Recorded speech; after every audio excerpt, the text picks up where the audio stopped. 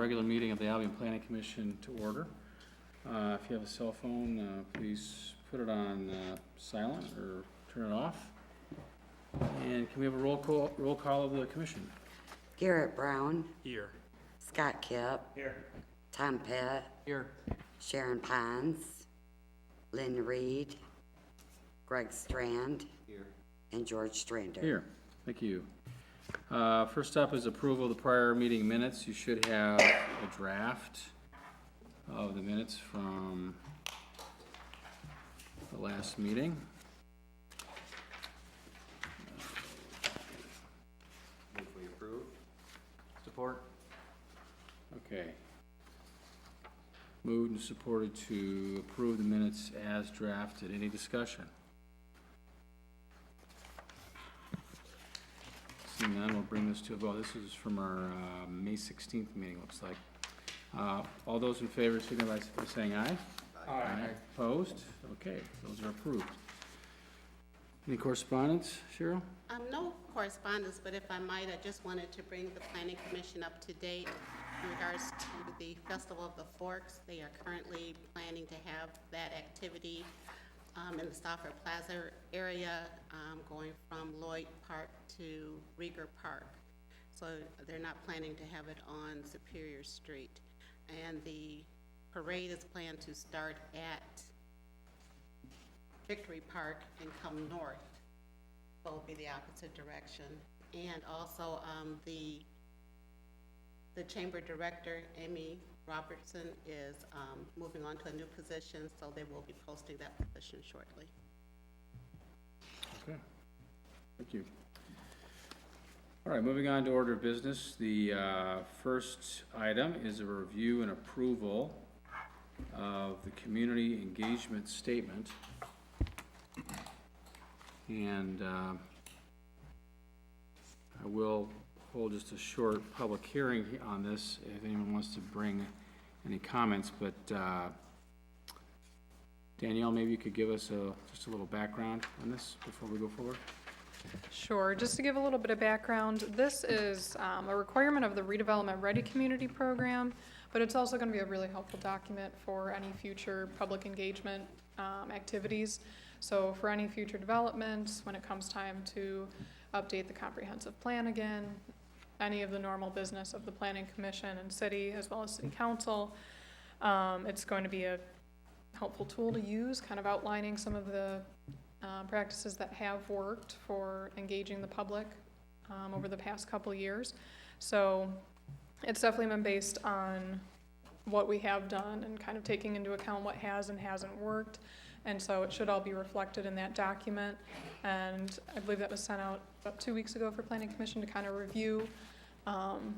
And so you are more than welcome to make any edits that you would like to see to that. And I'll be happy to add them to it before finalizing the document. Okay, thank you. Just for anyone who might not have it, the document simply goes through the engagement objectives, the stakeholders of the community, the methods of community participation. It's quite exhaustive in the different ways in which people can engage. It talks about open meetings, development review bodies, including the City Council and this Commission and EDC and DDA, and also outlines nicely and graphs some of the things that the Planning Commission actually does here. That being said, I want to open this for a public hearing in case anyone wants to come forward, ask any questions, make any comments.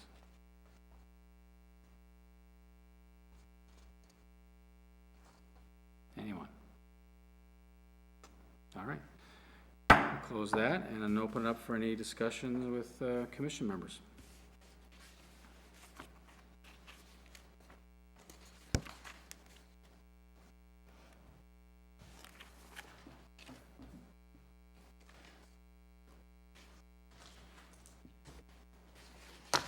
Danielle, just to be clear, just so everyone's understanding, this is sort of like a overview of the way in which information can get to us and to other bodies so that we're fully informed of what the community might be interested in or how they're reacting to certain initiatives. Is that correct? That's correct, essentially to gather information from the public, incorporate that into any projects, normal business proceedings, and then also communicating across other parts of the city government. And it also outlines for citizens and developers the permitting, review processes, things like that, in a flow chart so that people are aware of the steps that they need to take as well. So. Okay, and it's my understanding that you're seeking the approval of this document, is that correct? Yes, the MEDC doesn't require an official approval. It's kind of more of an administrative document that just outlines how we engage with the public and across the city government, but it is recommended that there is a formal approval from either planning commission or city council. And so I just was seeking your input and approval of this document because this is the body that does the majority of the community engagement regarding major planning documents. Okay, thank you. Do I have any comments or a motion for approval? I'd move for approval of this document. Second. Okay, moved and supported to approve the document as is. Any discussion? Thank you. Yeah? All right, I'll bring it to vote. All those in favor of approving the document as is signify by saying aye. Aye. Opposed? Okay. That's approved. All right, moving on now to review and authorization of draft future planned use and zoning plan. I think the memorandum is in this packet, right, we got? Yes. It's somewhere in there, I didn't see it immediately. So as part of the process of reviewing,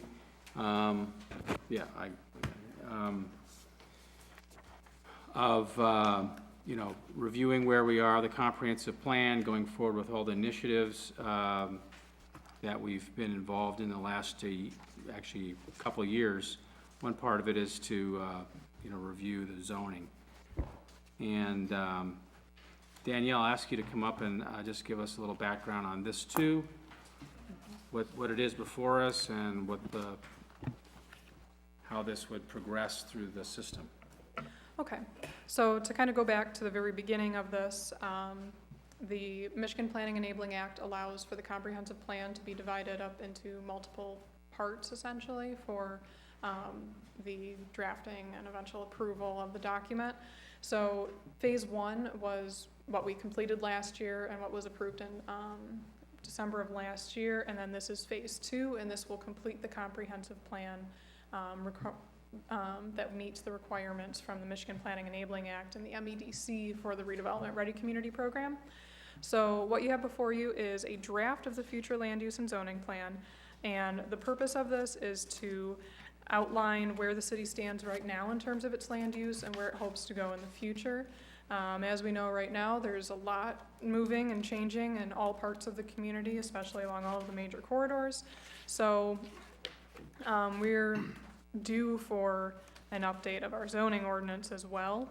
And this outlines all the current zoning classifications and how those, it gives more of a description of what those classifications might turn into with the zoning rewrite.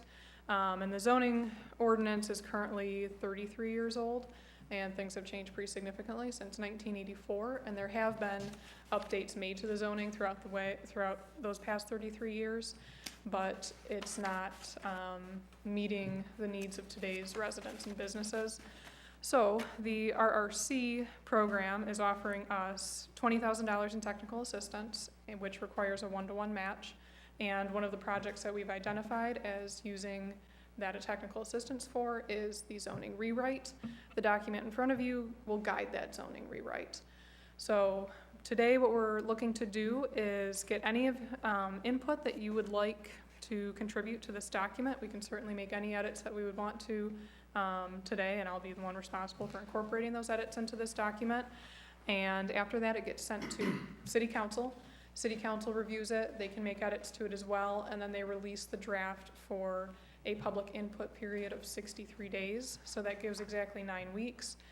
And then it will go back to city council for review, at that 63-day mark, which that is going to be November 6th. November 6th, yes, and then we incorporate all of the final edits November 7th through November 10th, and then it comes back to Planning Commission on November 21st, and Planning Commission has the chance to make sure that all of that input that was gathered from the public still is in line with the spirit and the intent of this future land use and zoning plan, and then it can go back to City Council for a review of the final draft. City Council will hold a public hearing and approve the final document.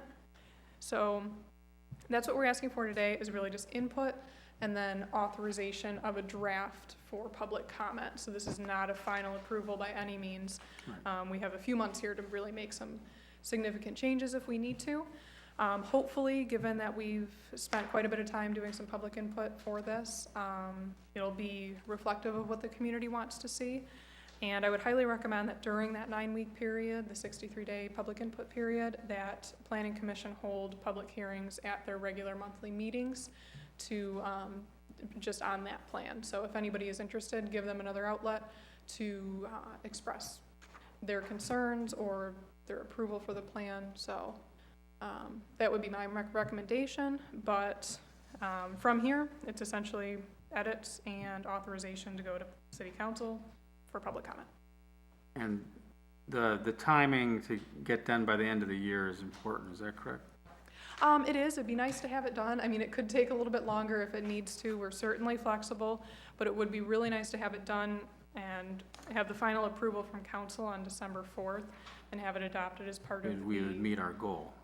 Right, we would meet our goal for RRC, and it would fall in line with the annual update and review of the comprehensive plan. So it would kind of tie in nicely with all the work that'll be done for that annual review anyway. Okay, thank you.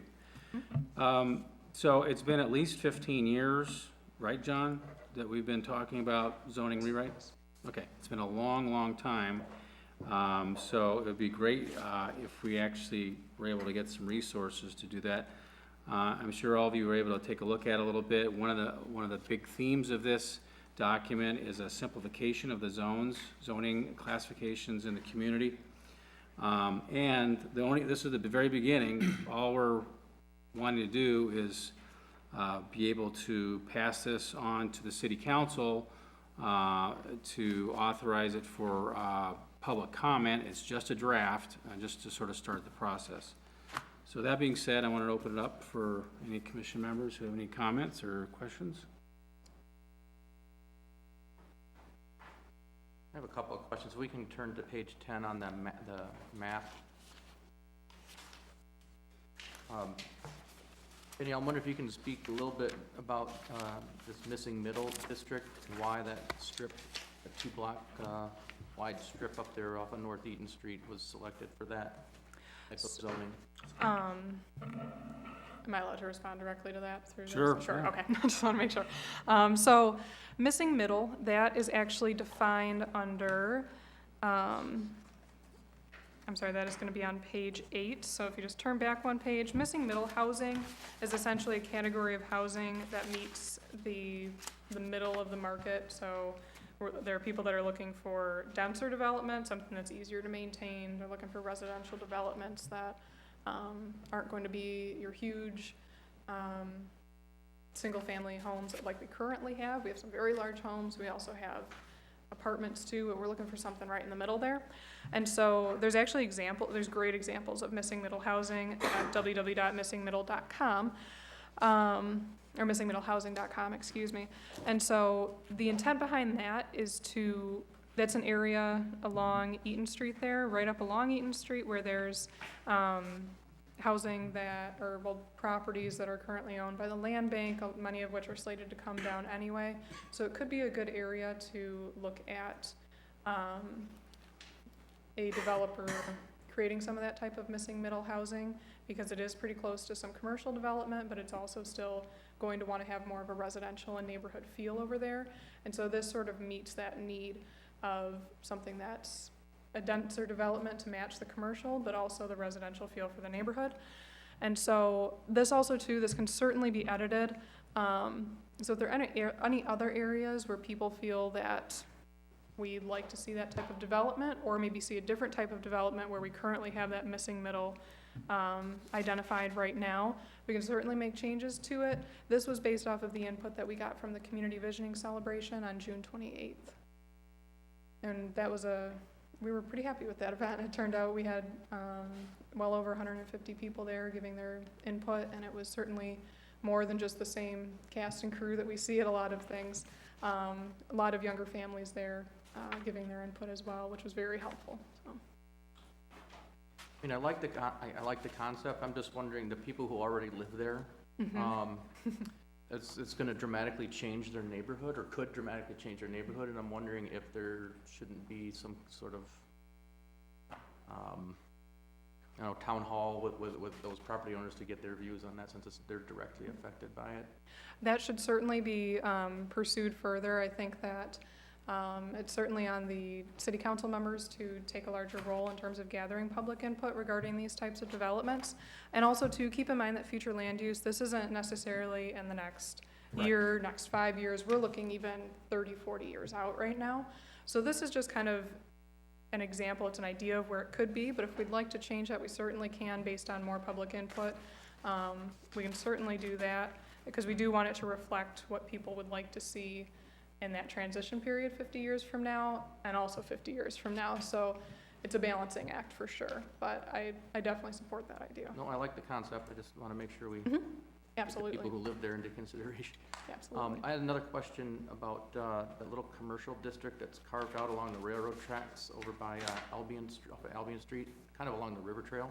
Yes. What is, I know that's where the Crystal Flash is now, but or used to be, but what's the purpose of that little commercial district right there? I'm gonna defer to John on this one. That's a district that's been commercial for a period of time, Okay, and whether it stays commercial or not, we really haven't looked at it for any other use, especially with what might be in the soils in that area. So just left it there as commercial use. Right, so it kind of conforms with what's currently existing there in terms of zoning and land use, and so it is kind of just attached to that industrial area as well. I think that might have been the thought behind it too. So, so really in the areas where there wasn't much of a suggested change for the zoning or land use from the public, they kind of remained the same. So for example, the neighborhoods, most people don't want to see anything put smack dab in the middle of an existing neighborhood and change drastically. So anything that didn't really receive a whole lot of comment remained the same. and is that the same purpose for the mixed use up there off of Clark Street in Broadwell? Where the armory is? Yes, is that mixed use district? I'm sorry, I don't have the color map in That's front of me.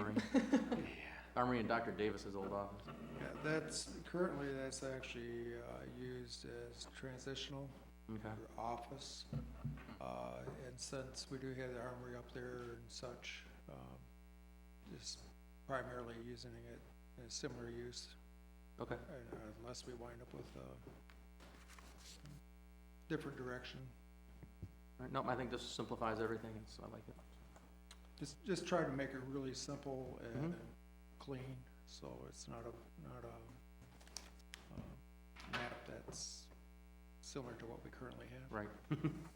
So two questions. So one is the property, and it's hard to tell because it's in grayscale, but the property on the east side of South Superior M99, right before you go over the bridge to the cemetery, is that mixed use or is that commercial? That's a piece that's actually a mixed use that was changed here a few years back. Okay. Tim Q's off. Yeah, no, but it is mixed use. Okay.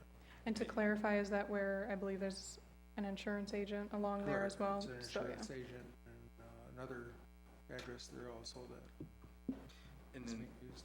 And then the 425, from other maps I've seen, I thought that was larger. It is larger than what it appears there. Okay. Okay. But I thought it was like actually connected, because like if I go to the, Secretary of State's office, and you see the legislative maps that kind of goes out. The actual property itself is not those two pieces are, there's, an old railroad right away through there, and, then one piece wraps around there that has, the notch there, goes around Haas Trucking right now there, so. That's also one of the areas that was talked about possibly putting a second water tower if that was to happen. But if I'm hearing you correctly, basically the land in between there is still. The land in between is not part of the, Oh, part of the 425.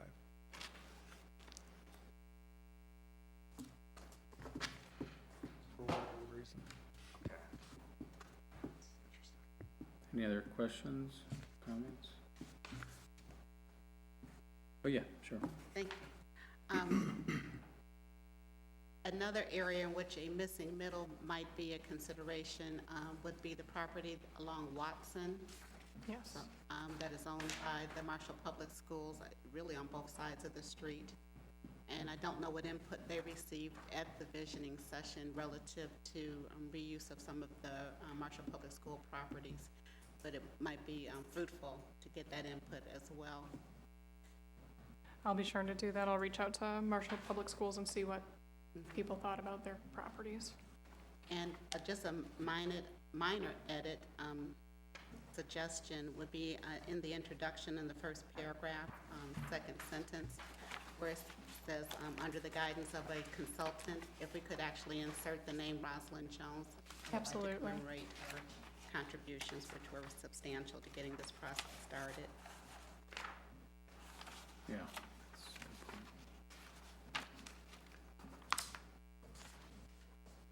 And if I might just thank Danielle and John and Caitlin and our VISTA AmeriCorps participants, because they have been tremendously instrumental in this entire process, along with the staff at the EDC. And they have taken on Danielle, and you can see she's doing a yeoman's job in her new role as well. Yes, thank you. I had one question, Danielle. Back on this missing middle. I want to say Malcolm in the middle for some reason. So, when you read the document, it says that there are 5 future land use categories.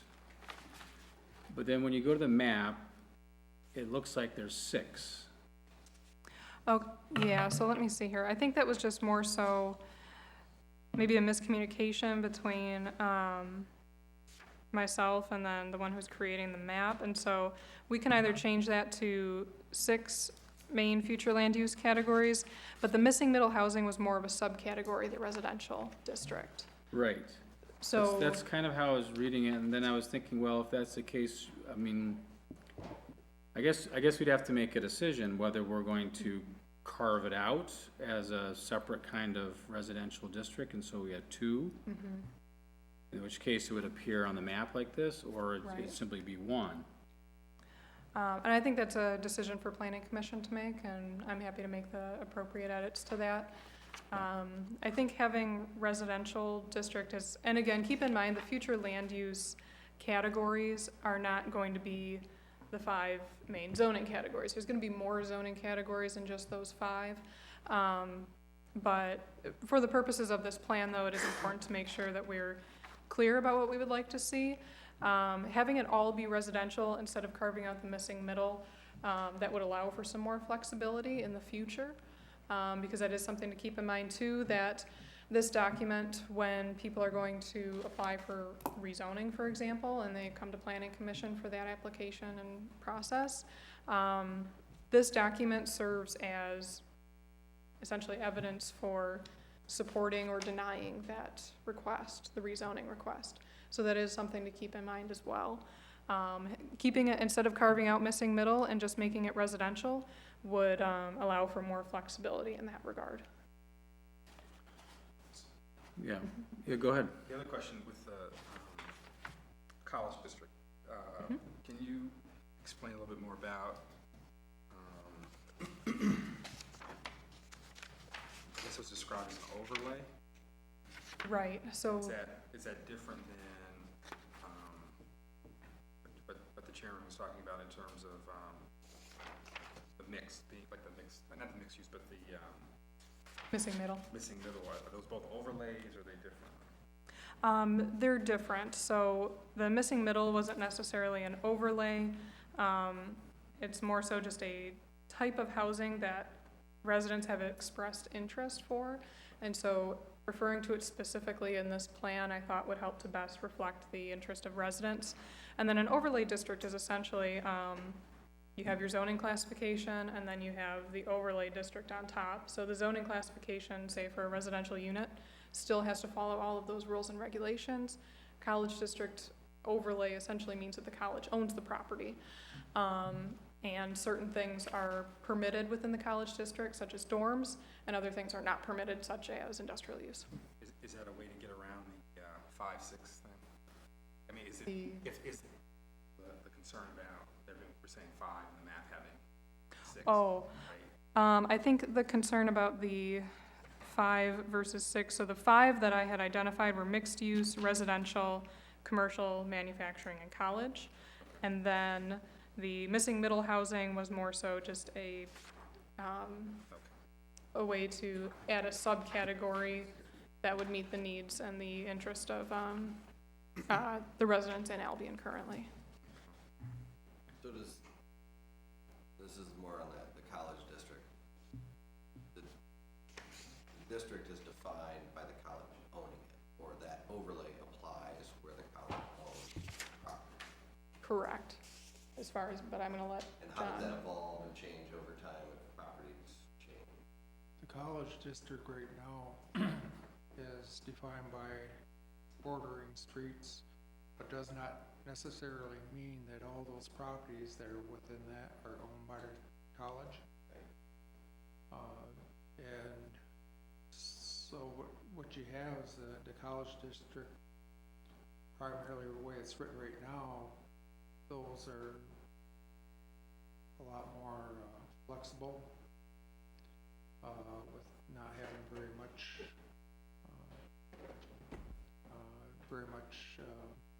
definition to what can or can't be done.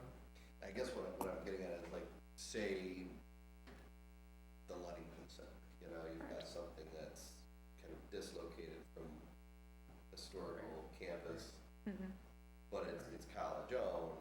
That doesn't give the college, does that give the college the ability to do all these things in a district where maybe they should or shouldn't be done just Well, because it's. the Ludington Center right now is actually in a B2, so it's not part of the college district. That's my question, okay, so it doesn't automatically fall into. Right, the it's ONS. not automatically, no. Right, and with the zoning rewrite though, that college district will probably be redefined. Might be tightened up a little bit in terms of what it really means, because it's a little bit ambiguous right now. So making sure that those boundaries and lines are clear in the rewrite will require some more work with planning commission as well as the college. Because that's the question I had, is like if you lived on, any of those, 'cause I think this is including, I know it's not. No question. One of the things you'll notice on this map, the west end of the college district is a little bit more squared off than before. We do know that the college is looking at changing some of its district or adding to it. I've been in conversations with Bob Anderson from the college and Don Masternak and a few others over a period of time. Hoping to have a more defined idea of what they are looking at, because right now they're kind of a number of different directions, trying to figure out what they're doing. But hopefully within the next month, we'll have a better insight of what they're really sitting down in stone. All right, any other questions, comments? All right, is that, you're looking, well, you've gotten a lot of comments, right? Okay, and you're looking for an authorization?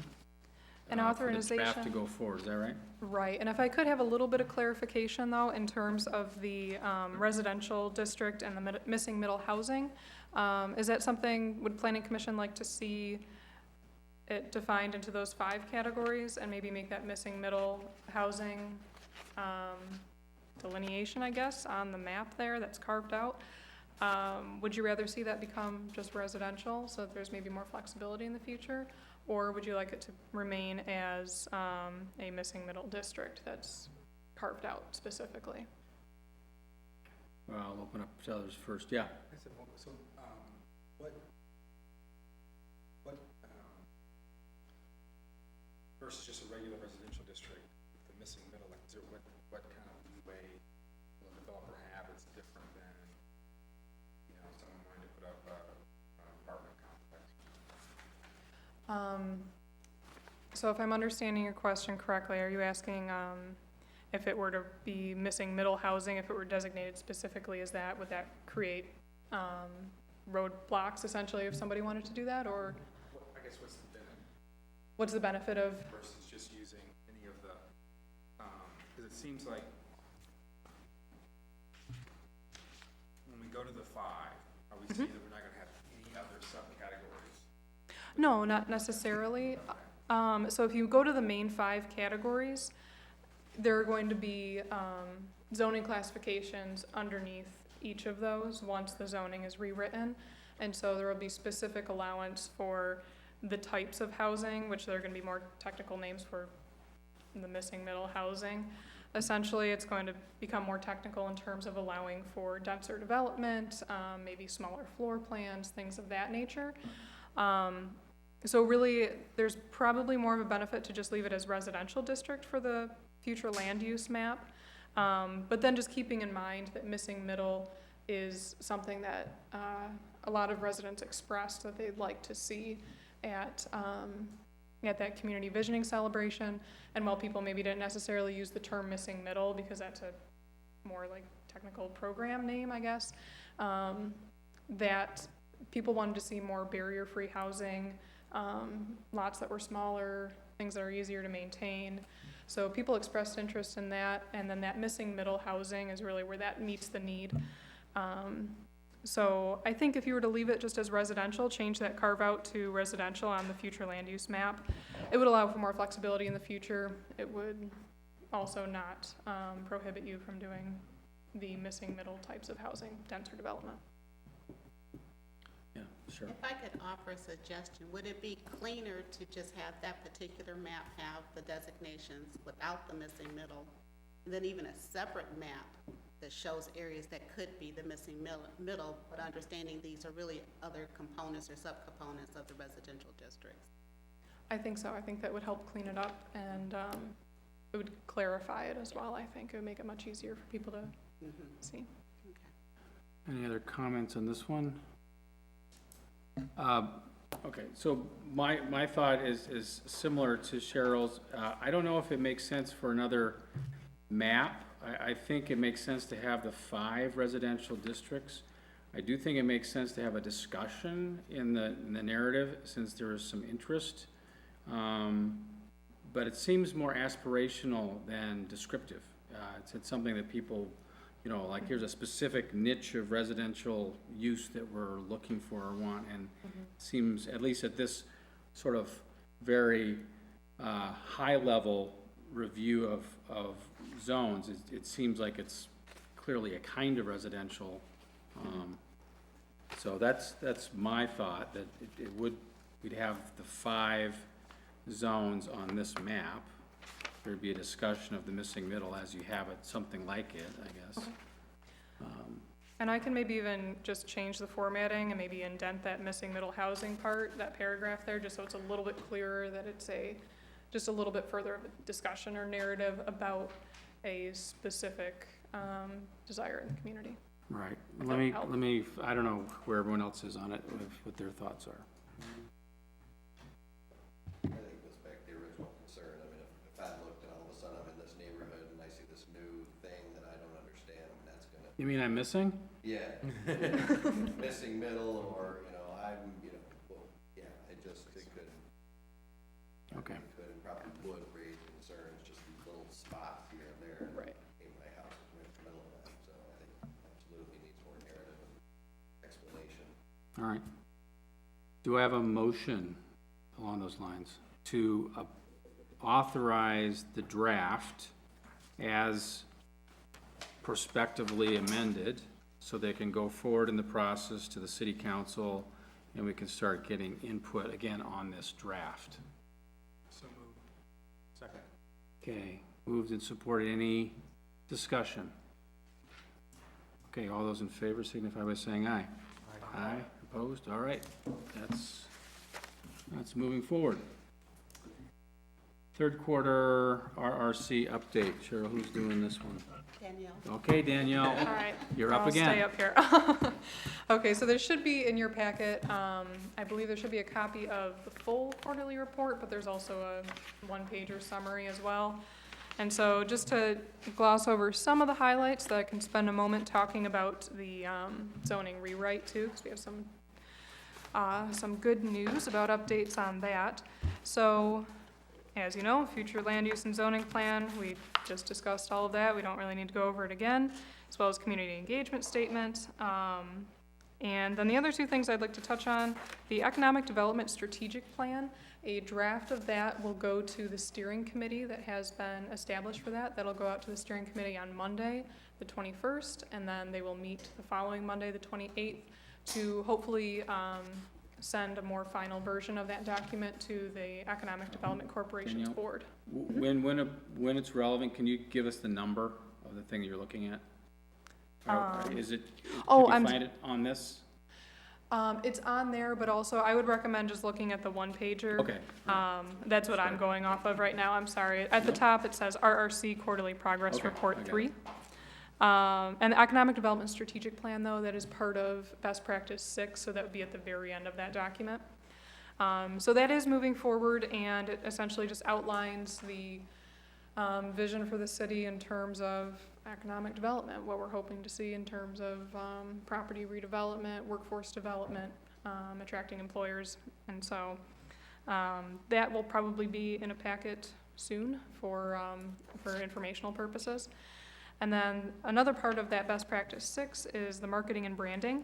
And a work group has been put together for that as well, essentially to develop a new brand that will be used to try and attract more people, businesses, tourism, new residents, hopefully inspire a renewed sense of pride in the community as well, which is very strong, but maybe just put a brand and a name behind it, some nice branding materials.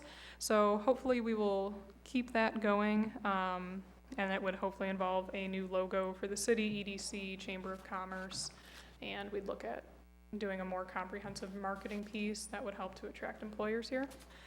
And another thing that we have, our AmeriCorps Vista member, Ryan Odell, he's doing some great work so far on putting together property information packages. He's starting with the 425 property out in Sheridan Township. And so all of these redevelopment sites that we have in the community, we'll be putting together some nice packages together for future developers to look at, and we'll be putting all of those on Zoom Prospector so that they can just be advertised online, and the MEDC will be helping us advertise those as well. So another thing too, the Guide to Development is something that we are going to kick off tomorrow, which is essentially going to outline all of the permitting processes, site plan reviews, kind of the technical stuff that is that mostly Planning Commission deals with, and so that'll be coming to Planning Commission in a couple months to kind of review and make sure that it's comprehensive and it meets the needs of Planning Commission in terms of communicating to the public what it is that they need to do when they want to rezone, open a business, redevelop a property, come for a conceptual review, site plan review. So that is going to get kicked off tomorrow. And then in terms of the zoning rewrite, which is, as you said, we've been talking about that for 15 years now. We have an RFP that has been drafted by Lee Adams at the Southwest Michigan Planning Council. So he and his team have put that together for us. It's an RFP for a zoning rewrite, and we'll be issuing that soon so that we can get some bids on that. And that's also, that RFP was based on this future land use and zoning plan. And if you were to go to page 6 of the future land use and zoning plan, it outlines what we'd like to see for zoning based on what we've heard from professionals as well as residents and based on the comprehensive plan as well. So we're putting out an RFP for that hopefully soon, and you'll certainly be notified before that happens. And we did receive an initial bid on that from a company that works with the MEDC. It came in at $40,000 for a zoning rewrite, which is a lot of money. But we're hoping that it'll come in a little bit lower because that $40,000 was the technical assistance of $20,000 from the MEDC plus our match, and they just kind of assumed that we would want to use all of that towards zoning, but there's probably some other smaller projects in there that we could use that match for. There were other things included in that quote, though, that we specifically don't want, such as form-based code, which we talked about a lot during the comprehensive planning process. Professionals have told us we're not really in need of form-based code, and it's expensive and time-consuming. So without that in there, I'm hoping that it'll come in at a lower price. And in addition to that, many thanks to Cheryl for reaching out to the Community Foundation, because they had $4,000 on their books that they were looking to, it was originally for a smart growth assessment for the community that was never actually implemented or used. So the Community Foundation had this $4,000 on their books that they were looking to maybe just put back into their fund to give out to another recipient. So instead, they allowed us to apply for that funding to put towards the zoning rewrite, and we secured that funding. I wrote a grant and grant proposal, and then went to their board meeting this past Friday, and they approved it there. So we do have $4,000 towards that total cost of the zoning rewrite as of right now. So that just takes a little bit of the burden off of the city, but the zoning rewrite, I would strongly recommend it become a line item in the budget for 2018. It's just a regular thing that's going to need to fund for updates and eventual rewrites years in the future. So, so that's where we're at right now with that, but I will certainly keep you updated on the process. And thank you for the grant. Any questions for Danielle? All right. Are you gonna do comprehensive plan quarterly update? That's on Cheryl now. There we go. Cheryl. You didn't tell me before now. Well, you have before you the comprehensive plan quarterly update. And although she's transitioned to a new position that's really focusing on the RRC process, Danielle was still instrumental in getting this document formatted and updated for us. And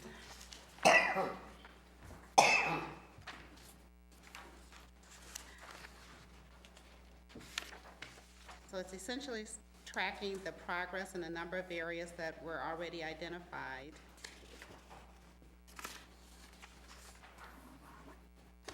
And as you probably have seen, many of these areas already overlap with the RRC process, including the marketing and branding.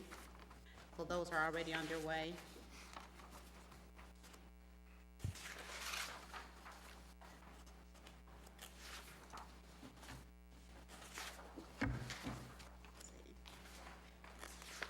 In terms of approving the Albion's transportation, that's number 8. Transportation mode, I do want to provide you with an update. At the last council meeting, council did approve the match required to continue the Albion Marshall Connector. There was an additional match provided by Marshall Public Schools in the amount of $10,000 and Oak Lawn Hospital in the amount of $5,000. There will be a committee formed to look at the sustainable funding for this transportation service going forward, but it is in place through June of 2018 at the present time. And Cheryl, looks like we have 2 that are 1 year, and we've completed one of them, yes, the capital improvements plan, and the other one, the local historic district study committee, we're gonna talk about in a second, is that right? yes, we are, Okay, good. That's, at least we're on track that way. yes. Well, I don't know if you had any specific questions. Most of the things that are 1 year are underway in some level. Any questions, any of this? All right, thank you. Okay, update medical marijuana regulations and proposals. Cheryl, is that yours? Yes, and this was just to provide you with an update. I gave you some handouts. The state has created a regulatory body that is going to come out with the rules. I think it's on or around December 15th. And I attended some of the training, as has John Tracy and the city's attorney, Cullen Harkness. And part of what they're indicating is that although the implementation and opportunity for communities to identify which, if any, facilities they want to have in their community, the application process starts in November. A component part of that, which impacts this body, is that if you're going to have any of these facilities, it needs to be identified as part of your zoning ordinances. So that would come here first. But first, we would need to get an indication from our elected body if this is a direction they would want to go. So right now, there is a work session scheduled with the Albion City Council on Monday, August 28th at 7 p.m. So I just wanted to bring that to your attention. And the types of facilities include a grower, processor, transporter, provisional center, I think I'm looking at a different one, as well as a disbursement facility. And as you may be aware, Marshall has already approved licenses for 4 of those designations, except for the dispensary. Yes.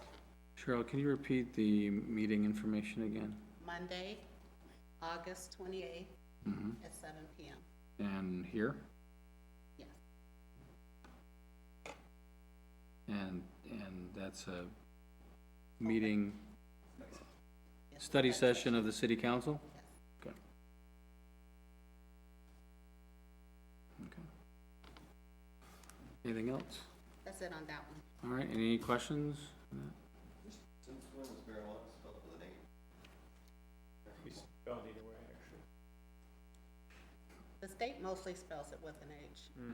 All of our laws call it with an H. So Cheryl, what's the process then, after this study session, then the council will kick something back to the planning commission to come up with an ordinance, or what happens?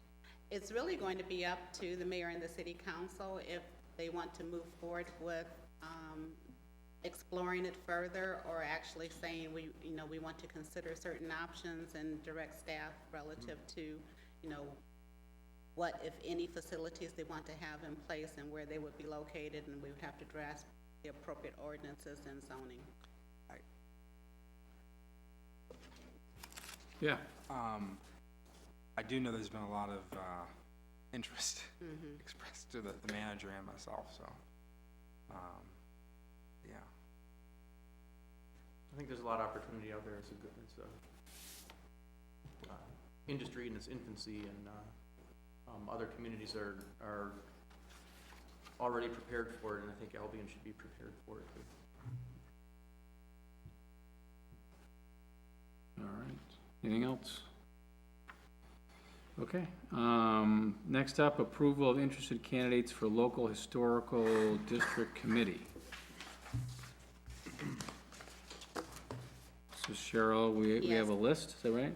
Yes, we do. And going back to the comprehensive plan, that was one of the items that is identified as at least exploring if we want to have historic districts. So the first step in the process is to create and appoint the historic district committee members, and you have a list of names of individuals who have indicated interest. In looking at the legal authority, it does indicate that the legislative body of the local unit of government must appoint. So this would actually be a recommendation from you to the city council for the official action to create a study committee. Okay, we have a list here. I think in addition to this, Andy Zabluski has expressed an interest. And then some of Patrick's college students, so. I don't know if they would be committee members or support. Okay. So as far as named people, we have Wes Dick, Leslie Dick, Patrick McLean, Jim Dean, Bill Raphael, Celeste Conmacher, and Andy Zablewski. As far as we know, Yes. right? And I don't know if any members from the planning commission wanted to serve on that committee. I know there, I know there were, we were asked to kind of make recommendations. Did Jim Seidel or Bob Wall, did we? Jim Seidel didn't, no, and Bob Wall I didn't talk to. Okay, I didn't have his name okay, as a potential person. okay. So does there have, the city council would have to create this body, right? Correct. Okay. So is the suggestion right now to entertain whether we should suggest to the council to create such a body, and that these are at least some of the names of people who are interested? Correct. Is that right? Okay. Any comments, questions, motions on this?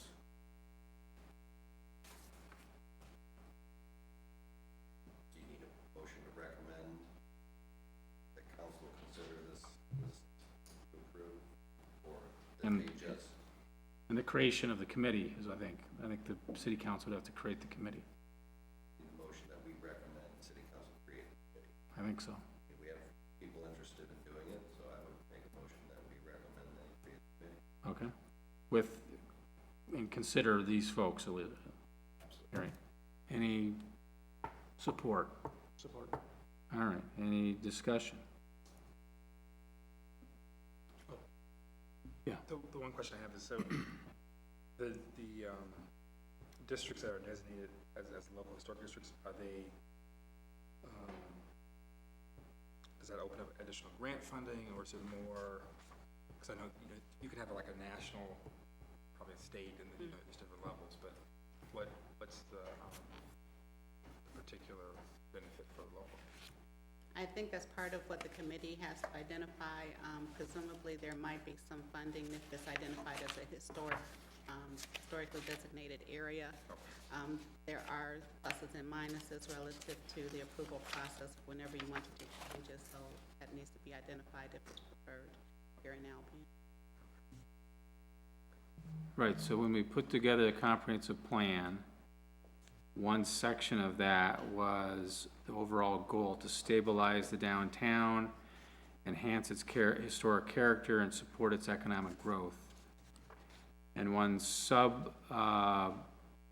goal or objective underneath that was to explore the establishment of a local historic district study committee. And so this committee, I don't think that by creating this committee, the city council would be committing itself to anything necessarily, but it would allow that there be a body to review to see if that would be of help for our downtown, especially, since that's where a lot of the historic stuff is. Okay, any other? So the motion is to recommend the establishment of the committee, pass on these names as people who are interested in serving, and maybe other people can do it as well. So, no more discussion, bring it to a vote. All those in favor signify by saying aye. Aye. Opposed? All right. Moving on to excuse absent commissioners. I know that Sharon Pons got a hold of us, and also Len Reed said that she might not be able to make it because of, she was, just had some surgery or something, I forget what it was. That's who I heard from. Okay. Okay, so is there a motion to excuse commissioners? So moved. Second. Okay. All those in favor signify by saying aye. Aye. All those opposed, all right, that's approved. Public comments? Public? No? All right, any comments by commissioners? All right, I'll entertain a motion to adjourn. So moved. All those in favor signify by saying aye. Aye. We're adjourned, thank you.